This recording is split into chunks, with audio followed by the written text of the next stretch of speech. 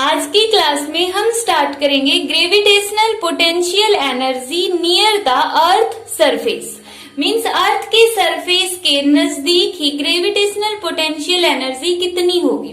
अब इसका मीनिंग क्या है, सबसे पहले हम मान लेते ये हो गई अर्थ और अर्थ की रेडियस है कैपिटल आर।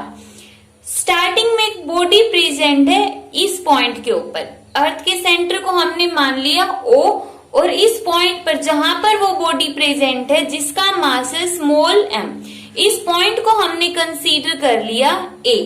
तो A पॉइंट के ऊपर एक बॉडी प्रेजेंट है, तो इस A पॉइंट पर इस बॉडी की ग्रेविटेशनल पोटेंशियल एनर्जी कितनी होगी, हम लिखेंगे यहां पर potential energy of body having मास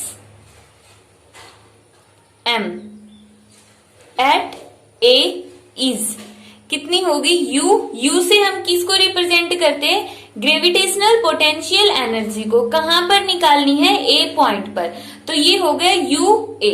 अब UA ग्रेविटेशनल पोटेंशियल एनर्जी का फॉर्मूला हमने अपने प्रीवियस लेक्चर में स्टडी कर लिया है, तो वहां से कितना आया, UA is equal to minus G m small m divide by यहां पर इस मास की अर्थ के सेंटर से डिस्टेंस कितनी है r, तो इसको हमने मान लिया इक्वेशन फर्स्ट। अब ये तो कहां पर हो गई potential energy, at the surface of earth, बिल्कुल अर्थ के सरफेस के ऊपर है, हमें कहा निकालनी है, नियर द अर्थ सरफेस। अब मान लिया कि इस बॉडी को हमने कहां पर ले गए, अर्थ के सरफेस से h हाइट की डिस्टेंस पर। मान लिया इस B पॉइंट पर हम इस बॉडी को ले गए, तो B पॉइंट पर ग्रेविटेशनल पोटेंशियल एनर्जी कितनी होगी, potential energy of body of mass m at B point पर पोटेंशियल एनर्जी कितनी होगी, UB is equal to minus G m divide by, अब इस बॉडी की अर्थ के सेंटर से डिस्टेंस कितनी है, r प्लस h, तो यहां पर हम पुट करेंगे r प्लस h और ये होगी इक्वेशन 2। अब हम यहां पर देखेंगे इसके डिवाइड में तो क्या है, r है और इसके डिवाइड में क्या है, r प्लस h है, तो मतलब इस केस में सेकंड इक्वेशन में डिनोमिनेटर है, जो इस टर्म के नीचे वाली टर्म है, डिनोमिनेटर है, वो इसके कंपैरिजन में क्या हो गया, बड़ा हो गया, तो UB की वैल्यू क्या हो जाएगी, डिक्रीज हो जाएगी। बट डिक्रीज किस में हुई है, नेगेटिव में डिक्रीज हुई है। नेगेटिव में डिक्रीज होने का मतलब क्या, मैंने प्रीवियस लेक्चर में बताया था कि जैसे -7 है, -6 है, -5 है, इस तरह से -3, -2। अब यहाँ पर डिक्रीज तो हो रही है, -7 से -3 हो गई, -2 हो गई, डिक्रीज हो गई, बट इंक्रीज किसकी टर्म में हुई है, पॉजिटिव एनर्जी की टर्म में ये इंक्रीज हो गई है। नेगेटिव के केस में इंक्रीज होने का मतलब है वो एनर्जी अब पॉजिटिव बन रही है, तो यहाँ पर r प्लस h करते डिनोमिनेटर बड़ा हो गया, तो UB की वैल्यू नेगेटिव में डिक्रीज हो गई और पॉजिटिव के अंदर इंक्रीज हो गई। तो यहाँ पर हम क्या निकालेंगे कि किसी भी बॉडी को हमें A से अगर B पर लेकर जाना है, मतलब कि हमें अर्थ के सरफेस से किसी भी बॉडी को ऊपर की तरफ मूव करवाना है, तो वहां पर हमें कितना वर्क डन करना पड़ेगा। अब यहाँ पर हमें वर्क डन खुद करना पड़ेगा। क्यों करना पड़ेगा, क्योंकि अगर बॉडी ऊपर से नीचे आ रही होती तो उस टाइम पे ये बॉडी उसको अपनी तरफ खुद ही अट्रैक्ट कर लेती, उस बॉडी को अर्थ अपनी तरफ ग्रेविटेशनल फोर्स की वजह से उस बॉडी को अपने आप अट्रैक्ट करती। बट अगर हम इस बॉडी को ऊपर की तरफ लेकर जा रहे हैं तो अर्थ इसको नीचे की तरफ खींचना चाहेगी due to gravitational pull, but फिर भी हम चाहते बॉडी ऊपर चली जाए अर्थ के सरफेस से, तो इसके लिए हमें क्या करना पड़ेगा, वर्क डन करना पड़ेगा। और वो वर्क डन है किसकी फॉर्म में स्टोर होगा, ग्रेविटेशनल पोटेंशियल एनर्जी की फॉर्म में। अब उस बॉडी को हमें A पॉइंट से B पॉइंट तक ऊपर की ओर लेकर जाने में कितना वर्क डन करना पड़ा है, उस वर्क डन को हम कैसे निकालेंगे, जितना B पर पोटेंशियल एनर्जी है माइनस A पर पोटेंशियल एनर्जी, तो वर्क डन कितना होगा, यहाँ पर चेंज इन पोटेंशियल एनर्जी ही किसके इक्वल होगी, वर्क डन के इक्वल होगी। जितना हमें वर्क डन करना पड़ेगा वो उसकी पोटेंशियल एनर्जी की फॉर्म में स्टोर हो गई। अब चेंज इन पोटेंशियल एनर्जी कितना होगा, you B minus U A, और इसको हम रिप्रेजेंट कर देंगे, या तो इसको रिप्रेजेंट करो डी यू से या फिर डेल्टा यू से। तो यू बी की वैल्यू कितनी है, minus G M M divide by R plus H. Minus पहले से ही है और एक माइनस ये रहा, minus G M M divide by R. जब हम इसका ब्रैकेट खोलेंगे तो माइनस पहले से ही, तो माइनस माइनस अब क्या हो गया, यहां पर प्लस बन गया। अब इसका हमें क्या लेना है, एलसीएम। एलसीएम कितना आएगा, आर प्लस एच और आर।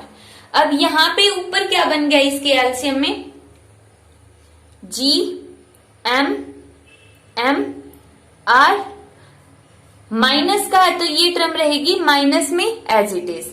फिर यहाँ पे क्या है, प्लस।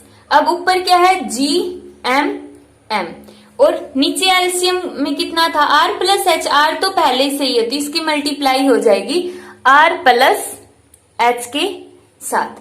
अब हमें इस टर्म को सोल्व करना। हमने अब तक क्या किया, सिंपली एक तो जब बॉडी ए पर प्रेजेंट थी तब उसकी पोटेंशियल एनर्जी निकाली, फिर वही बॉडी जब बी पर प्रेजेंट है तब उसकी पोटेंशियल एनर्जी निकाली। अब हमें इनका डिफरेंस निकालना है कि जब बॉडी को हम अर्थ के सरफेस से दूर लेकर जाते तो हमें वर्क डन करना पड़ता, हमें अपनी तरफ से एनर्जी यूज करनी पड़ती है, और कितना वर्क डन करना पड़ेगा उसके लिए हमने दोनों पोटेंशियल एनर्जी का डिफरेंस ले लिया है। अब हम इसको सोल्व करते हैं फर्दर।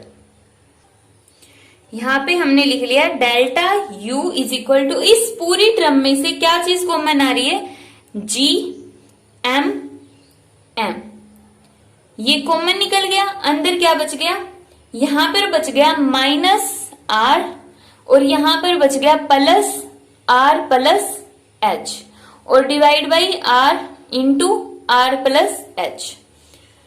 अब तक हमने सिर्फ यहां से इसको कॉमन निकाला, यहां से भी कॉमन निकाल सकते थे, बट अगर हमने यहाँ पे सोल्व कर लिया तो हम यहां से कॉमन ले लेंगे, तो यहाँ पे आ गया कॉमन। अब यहाँ पे है माइनस आर और ये है प्लस आर, तो आर से आर कैंसिल, ये आ गया जी एम एम, अंदर बच गया ये एच, माइनस आर से प्लस आर कैंसिल, तो H divide by R into R plus H. और ये चेंज इन पोटेंशियल एनर्जी, इसका मीनिंग क्या होगा कि जब भी हम किसी भी बॉडी को अर्थ के सरफेस से दूर लेकर जाते हैं तो हमें इतना वर्क डन करना पड़ेगा, इतनी एनर्जी उस बॉडी को देनी पड़ेगी, तभी हम उस बॉडी को अर्थ के सरफेस से दूर लेकर जा सकते हैं। क्योंकि अर्थ के सरफेस से दूर लेकर जाने में हमें अर्थ के ग्रेविटेशनल पुल को ओवरकम करना पड़ेगा, और उसको ओवरकम करने के लिए हमें अपने पास से इतनी एनर्जी देनी पड़ेगी। ये आ गई पोटेंशियल एनर्जी। अब हमें इसका एक स्पेशल केस लेते कि अगर H की वैल्यू बहुत ज्यादा स्मॉल है R के कंपैरिजन में। अब रेडियस ऑफ अर्थ तो कितनी होती, 64,000 किलोमीटर। अब यहाँ पे डिपेंड करता है हमने H कितना लिया। मान लिया H अगर हम 10 किलोमीटर भी लेते हैं तो भी H की वैल्यू क्या, R से बहुत स्मॉल है। अगर H की वैल्यू स्मॉल है तो यहाँ पर R प्लस H के अंदर से हम H को नेग्लेक्ट कर सकते हैं, तो यहां पे आ गया G M M H as it is, ये मल्टीप्लाई में है H, और डिवाइड बाई क्या बच गया, R स्क्वायर। क्योंकि R प्लस H के अंदर से हमने H को नेग्लेक्ट कर दिया। क्यों नेग्लेक्ट किया, क्योंकि H की वैल्यू बहुत स्मॉल है, जरूरी नहीं है 10 किलोमीटर हो, कितनी भी वैल्यू हो, अगर वो R से बहुत ज्यादा कम है तो हम उसको नेग्लेक्ट कर सकते हैं। अब हम पढ़ चुके हैं एक्सीलरेशन ड्यू टू ग्रेविटी का फॉर्मूला क्या होता है, G M divide by R square. तो यहां से G M divide by R square की जगह हम क्या रख देंगे, स्मॉल जी, तो क्या बच गया, स्मॉल जी एम एच। तो ये क्या आ गया, पोटेंशियल एनर्जी का फॉर्मूला एम जी एच। एक तो फॉर्मूला हमने ये निकाला है और दूसरा फॉर्मूला होगा ये वाला। अब जब न्यूमेरिकल आएगा तब हम कौन सा फॉर्मूला कहां पर अप्लाई करेंगे।